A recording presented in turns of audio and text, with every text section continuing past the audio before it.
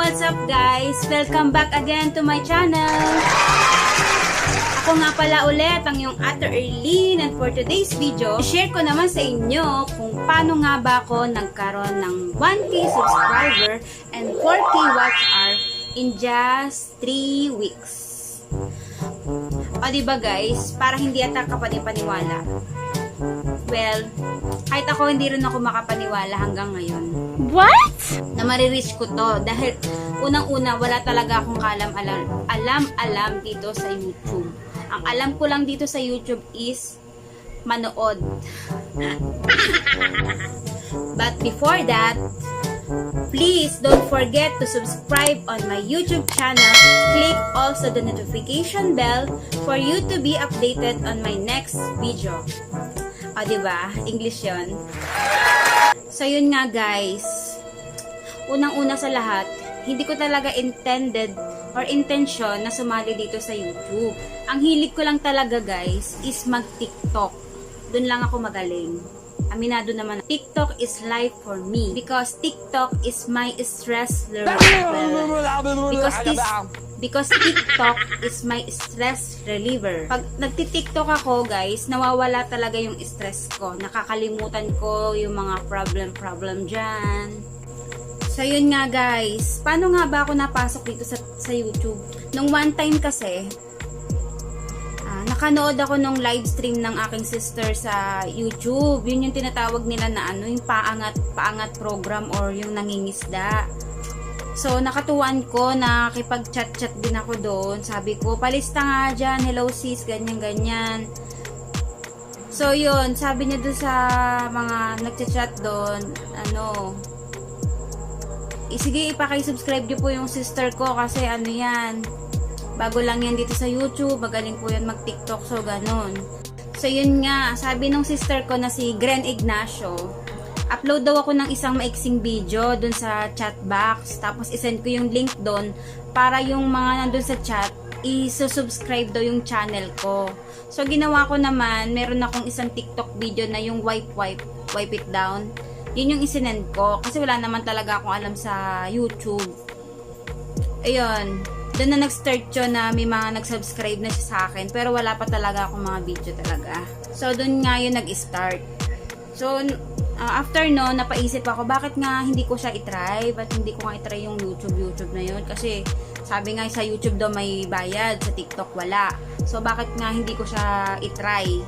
So yun nga, nag-search na ako kung ano nga ba yung mga requirements ni YouTube. Yun nga yung na-search ko na 1K and 4K watch hour. So yung time na yun lang talaga yung alam ko. So iniisip ko yung 1K subscriber, paano ko kaya yun makukuha. Then ang ginawa ko, yung nag-try akong gumawa ng intro, yung sinasabi nilang intro, at marunong naman ako mag-edit kasi nga nagti-TikTok naman ako. Nag-try akong gumawa nun. Tapos sinend ko siya dun sa Messenger, yung mga friends ko. Sabi ko, paki-subscribe naman yung channel ko.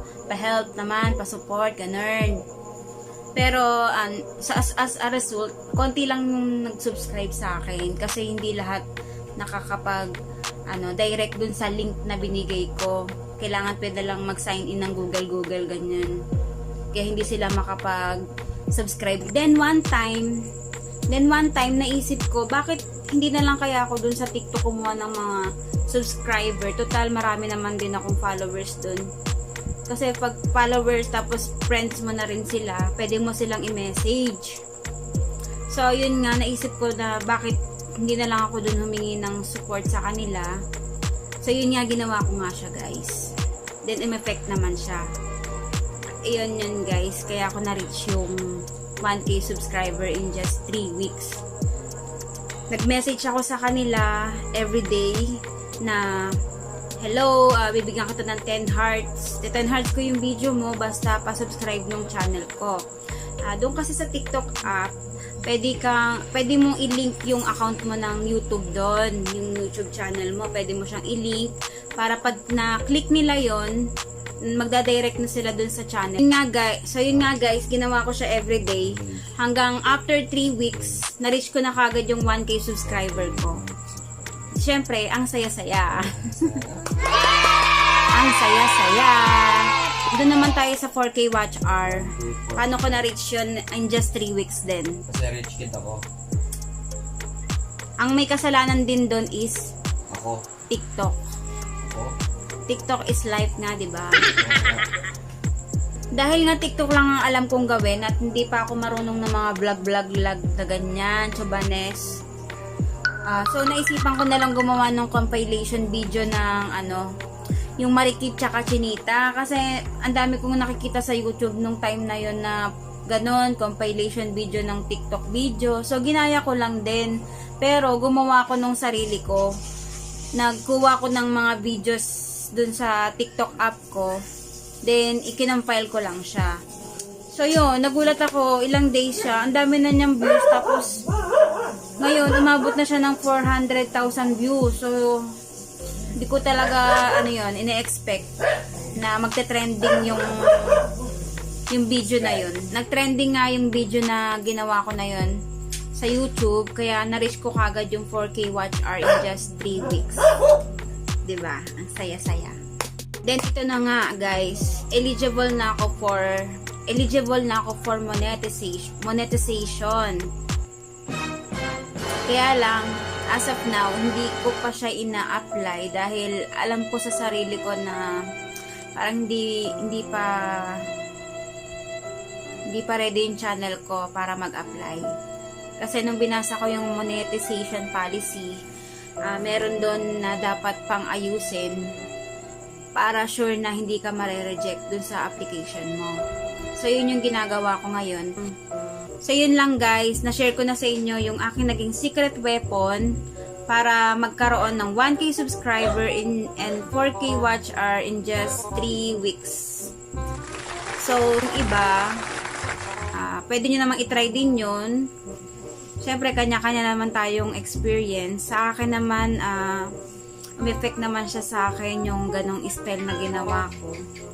So, sana sa inyo, pag in-apply nyo siya, makatulong din. Based on my own experience lang naman to. Hindi ko naman sinabi sa inyo na gayahin nyo kung lahat. So, yun lang guys for today's video. Sana may natutunan kayo dito sa channel ko. And, i-update ko na lang kayo for my next video kapag nag-apply na ako for monetization ko. So, babalitaan ko na lang kayo kung ano yung magiging resulta ng review ni YouTube. Sana ma-approve. Kasi parang ang sakit-sakit naman pag na-reject, tapos nag-effort ka pa, diba? Pero sana may positive na result itong gagawin kong application kay YouTube. So, yun guys, samahan nyo ako sa next video ko. I-update ko na lang kayo. Para nga pala doon sa mga magpapa-shoutout guys, comment lang kayo dyan sa baba, dyan sa comment section. Para sa next video ko, babanggitin ko na lang yung mga name nyo. Yun lang guys. Thank you. Bye-bye. And God bless.